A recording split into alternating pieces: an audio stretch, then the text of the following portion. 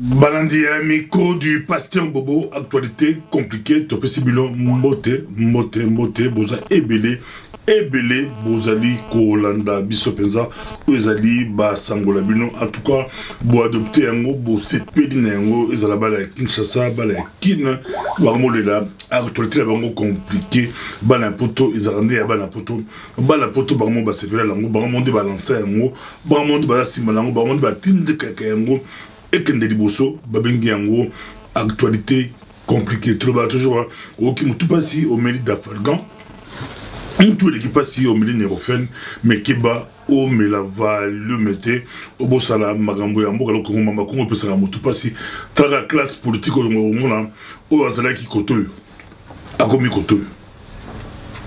Au Mona, Moïse Katumbi, Bazalaki Pemene Kabila, dans la campagne en 2011. Aussi Baloseke et les autres Bazalaki Bruno Tibala Bango Bazalaki Penza côté il y a Etienne Tshisekedi ou Molumba Magamango ça rappelle compliqué Moussou Bakomi côté Moussou côté Moussou mais bien que Bango dans le bagé balongote mais Bango Bakomi l'opposition un peu à côté tant que ça va changement il y a ressenté Magambo yo Matezolo Azalaka na Nemonda Semi Matezolo se retrouve de l'autre côté Nemonda Semi Matezolo a démissionné na gouvernement mais Matezolo Apollo Nae a démissionné dès na parti il y a Nemonda Semi tout le monde qui même caméra auto les lamutasuka les caméra allez na Mboka allez na Kiswahili allez penza allez à Mosenga mon parti aza kosenga bapesa yesu olini na kolela wana alelaki nini kangudia aye na gouvernement bayebisi démissionné na gouvernement et a démissionné na parti makambo yo ndeto barepesa mutu pasi makambo la sokongo epesa mutu pasi et comme akutu bozala mutu na parti mo la groupe mo zobanga kutu zobanga ke obite sur le lobby a passer de l'autre côté ozala autoroute tambusa mutu ko malembe o perturber tambusa mutu ko malembe o ko mana pas okende ina sima mutu ko perturber mo tambusi mutu côté la table écouteur Hollanda Miko du pasteur Bobo Nancy tobandi ba moko sango ya poko lelo ezani Nancy batu non so bali kozela batu bazali kozela sango ya poko na lelo Nancy trop bien on t'a flash info ou est faux pour lobby dans quelques heures comme dimanche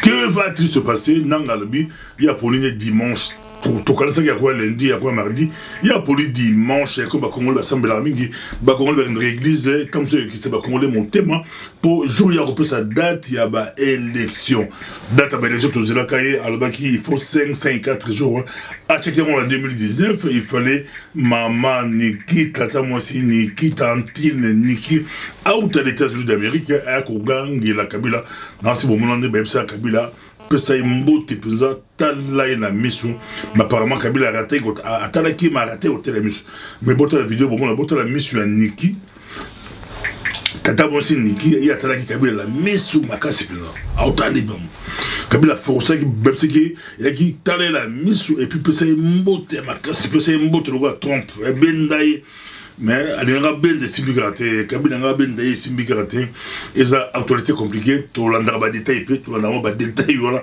tout plus ça ba détail comme ça beaucoup pas qui monter mais botala ba détail ndé tata mo si Niki babengi tata tantine Niki ou Niki kaka Niki AFC Kabila élection 2018 bon mekate voilà retour pas de blagues il y a on retour ko transigété on a retour trop compliqué on a retour il y a intransigence babi ezaka 2018 nde omoni nanga oyo a tomona pasi po atia après la date babi date ngo comment le colorade ba Kristo biso tozelaka kozongola Yesu tondimaki Yesu masi ya kozonga na foi tondimaka yango mais po nanga atia calendrier électoral et comment gondre kozongola Yesu na kopesa lobby dans une semaine dans un mois dans 2 mois dans 3 mois dans 2 ans après ça raté batu basi babayaki écoute ba mosenga démissionné yi wala nanga à lobby, hein, c'est aux flash info, mais le lobby de Rosong et la Bino, tant qu'il y a un peu ça date, voilà. Tozonga lebino et vous allez au PC mboa boy yango idée à dauphin et ben pourquoi idée à dauphin c'est facile à comprendre, c'est compliqué mais c'est aussi facile à comprendre. Pourquoi c'est facile à comprendre? Parce que Kabila a dû tenter à modifier la constitution, a dû tenter à faire le référendum. Or bah l'Eli avance, pression et l'équipe Makasi, pression à la poto, pression à Mindele, pression à Kati, bâti devant un fait accompli, bah même sa calendrier électoral. Or ce que bâti élection en 2018, exemple la juin. En juin, donc c'est clair que Kabila a la terre. Or ce que Kabila a la terre. Donc, qui sera président? Il venait l'idée à dauphin, et bah donc même dauphin, tout le monde peut dire dauphin. Quand dans le baki, bah Congolais, bazobanga, comme ça, tout bah Congolais, on va appeler la Kabila, bazobanga la bango, idée il y a Zoé Kabila, Zobima, qui Kabila a déjà mis ça Zoé, mais aux Hollandais, au Pessimbo, Ambo, Aboui, bah Congolais, bah les Cousinayem, bah et puis c'est Asala à l'angolaise, Mindele, bah c'est déjà Asala à l'angolaise, mais maintenant c'est à l'angolaise, Apoli Mutumoko, Apoli Kara Mutumoko, oui, vous pouvez aller à ta vie sur Nani Yango. Et vous allez pas si à Longa, bah candidat, il y a majorité. On les a dit, tu peux dire on flash info, bah Congolais, bah ça là, donc bah tout va suspendu, modo, le lot nati ni tout aller. Sur l'élection de la mars 2018, l'objet va te remettre dans ma sanga grave la kin, bah te remettre ma pi, l'aura victoire, bah te remettre ma chute, pour pas interpréter on sait que Kabila qui, bien que non nous a fait l'élection t. Bah on interprète que Kabila qui mais opposition bah on t'a que bah on va le codia alors bah va surprendre opposition na élection brusquement bah na élection bien que tout bozo là bozo bunda na le bogocha na la rosala na la robima bon va profiter bah même si dauphin na bango sur be dauphin mais ça dauphin pour dauphin na zo mon tête dauphin les alaka moko médaille dauphin na tête dauphin la bango c'est mbang pour bakende bah élection et ça là qui dango actualité compliquée, il fallait tous à la Paris. Na conférence, il y a Martin Fayoulou, mais tous avec la parité, tous avec la Bruxelles, tous avec la Bruxelles. Dans la conférence, il y a économiste, et ça m'a la Bruxelles, Bruxelles, le mot extrait, et économiste, il y avait Jean-Claude Massouana, professeur, Yaoutaki, et professeur, associé professeur of economics. Alors, le Japon, à ce qui peut l'habitude, bah, qui est la conférence, bah, tu as Boigna, bah, qui est la conférence, il y a un gros pizza, bon, regarde moi, il y a un bouquet.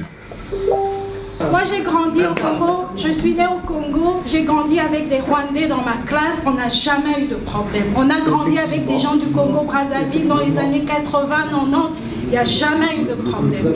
Le problème c'est l'instabilité politique aujourd'hui qui existe dans notre pays, qui a fait qu'il y a un réveil, on se dit, on a accueilli des étrangers qui sont venus au départ chez nous parce qu'il y avait la crise chez eux, et ils ont amené l'instabilité politique chez nous. Donc à un moment donné, d'abord, on crée une stabilité politique comme c'est le cas du Qatar, et puis seulement on peut parler de faire venir de la main-d'œuvre étrangère. Donc je pense, comme on dit en anglais, first things first. On ne va pas commencer d'abord à faire venir des étrangers tant que chez nous il y a des conflits avec les pays voisins et les autres pays qui sont impliqués dans ces conflits. Donc il ne faut pas parler de racisme, je suis désolée. C'est votre opinion. C'est votre opinion. Et ça, actualité, la bibliothèque, c'est très compliqué. Tobaki Nkolto Sala, before and after. Na before, l'autre cas, toujours Martin Fayoulou, c'est extrêmement clair, Martin Fayoulou, à l'écart, plusieurs fois la micro du pasteur Bobo, mais lui au moins a gardé, à tirer les peu, Babi Olingaïté, Martin Fayoulou a tiré la discours naïo. La discours naïo, Bozo, Kassiko, tout ça, moi, il y a Martin Fayoulou, l'amico du pasteur Bobo. Ces gens-là, aujourd'hui, ils ont honte. Honte de ce qu'ils ont fait et honte de ce qu'ils font, parce qu'ils continuent à vouloir déstabiliser notre pays. Notre pays n'est pas déstabilisé. Et je le dis et je le répète, si Kabila pense qu'il va déstabiliser le Congo, il se trompe.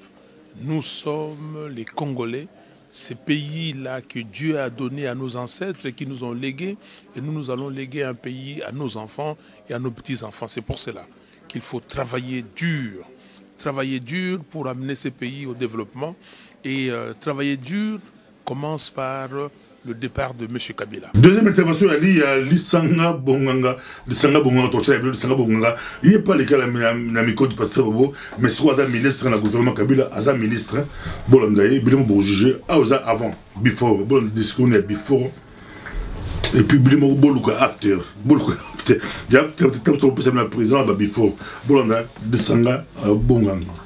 Oh, Yorelo Boketuayam.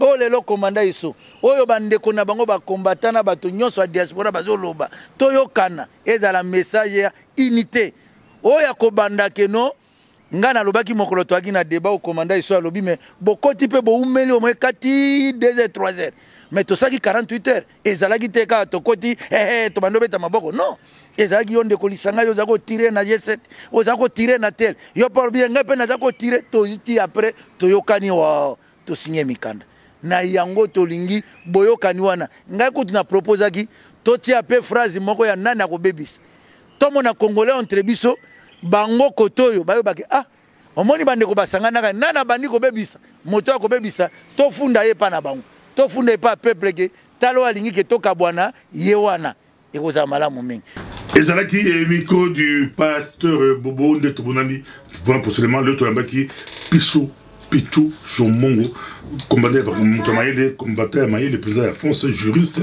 Azalaki la mission na micro du pasteur Bobo, tu as embarqué émission un peu pour un week-end, mais bon, on a Pichou Chomongo.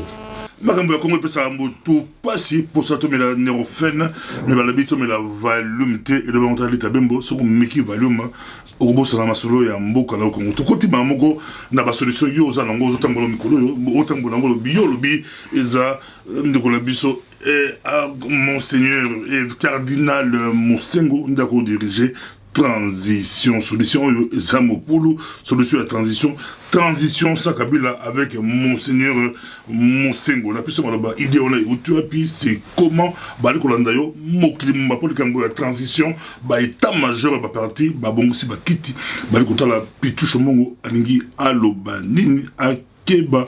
Makambo ya pifo makambo ya impérium article les biso ba politiciens il y a tellement ba combattants na biso ba kolanda yo dossier wana ba état major bali kotano siko non parce que surtout qui réflexion il y a quoi aborder ko chaque question il y a cardinal Mosengo sur la table c'est par rapport à tout ce qu'on voit tout ce qui se passe. Au monde, tout ce monde a qui la classe politique elle est vendue, la classe politique elle est pourrie. Donc le Congo n'a leadership charismatique pour incarner biso que to même les choses selon la volonté populaire. Et nous sommes conscients qu'aujourd'hui 20 ans à Kabylie est détruit Makambo Belé. 20 ans à Kabylie est s'installer peut créer des racines partout. Donc lorsque nous parlons que Kabila il faut l'ongwa, lorsque nous voulons mettre des actions que nous allons mettre des actions parce que Kabila qui est né. Il faut réfléchir sur l'après Kabila. Et tu réfléchir sur après Kabila, sur Kabila Longwete.